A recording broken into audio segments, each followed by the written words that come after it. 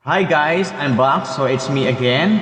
So for today's video, ang lesson natin is about subtraction of rational algebraic expression.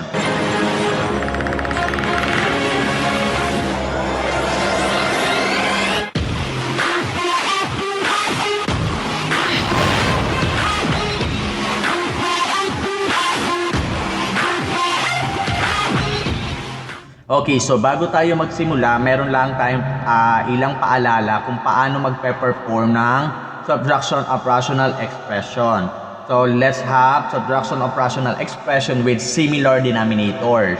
Number 1, subtract the numerator and copy the common denominator.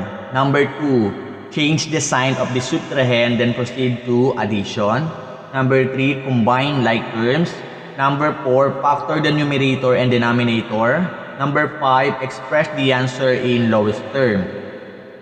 So sa pagsusubtract naman ng rational expression with unlike denominators, so we have find the LCD, divide the LCD by the denominators of the given fraction, then multiply by the numerator.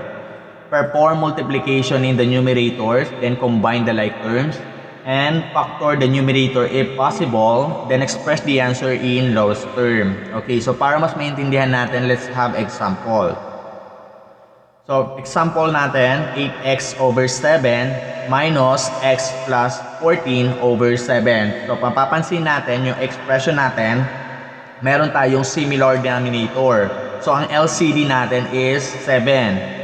The denominator is 7, then copy 8x minus x plus 14. Sabi doon, i-change natin yung sign ng subtrahend.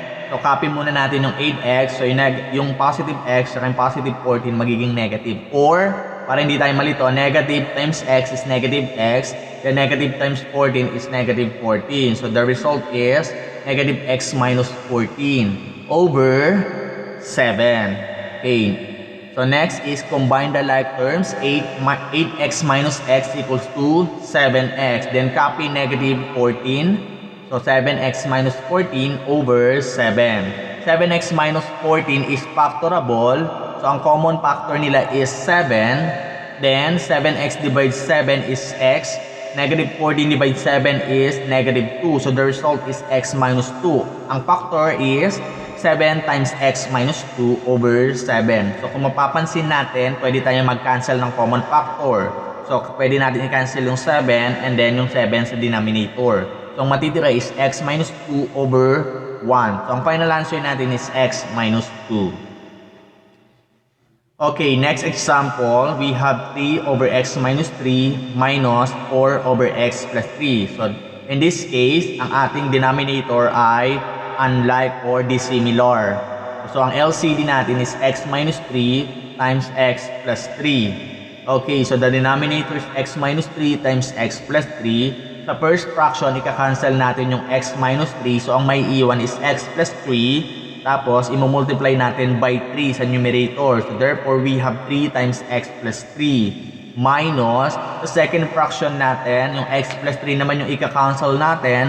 So, ang matitira is x minus 3 times 4 or 4 times x minus 3. Then, perform multiplication, 3 times x and then 3 times 3. So, the result is 3x plus 9. Then, next is negative 4 times x, negative 4 times negative 3. So, the result is negative 4x plus 12 over x minus 3 times x plus 3. So, combine like terms tayo, 3x minus 4x. So, magkaiba sila ng sign. Ima-minus natin. 3 minus 4 is 1. So, 3 and 4, mas mataas yung 4 at ang sign ni 4 is negative. So, magiging negative x. Then, 9 plus 12. So, 9 plus 12 is 21 over x minus 3, x plus 3. Negative x plus 21, hindi na siya factorable. So therefore, ang final answer natin is negative x plus 21 over x minus 3 times x plus 3. Okay, next example natin. So this is the last example. 2 over x squared plus 2x minus 15 minus 3 over x squared minus 25. So kung mapapansin natin, yung ating denominator pareha ay pwedeng i-factor. Ang gagawin muna natin is kukunin natin yung LCM nila para makuha natin yung LCD. LCM is also the LCD. Okay, let's have the LCM of x squared plus 2x minus 15 and x squared minus 25. So the factor of x squared plus 2x minus 15 is x plus 5 times x minus 3. So paano ko nakuha yon? Perform tayo ng factoring of trinomial where a is equals to 1. So negative 15 ang factor niyan is 5 and 3. So possible kapag nag-subtract tayo 2x yung lalabas. Okay, next. The factor of x squared minus 25 is x plus 5 times x minus 5 by difference of 2 squared. Okay, so since yung first and last term natin sa perfect square, kaya difference of 2 squares sila. Next, so we have the LCM, x plus 5, x minus 3, and x plus 5, x minus 5. So ang common natin is x plus 5. So i-rewrite natin siya as 1. So x plus 5 times x minus 3, then copy x minus 5. So the LCD is x plus 5 times x minus 3 times x minus 5.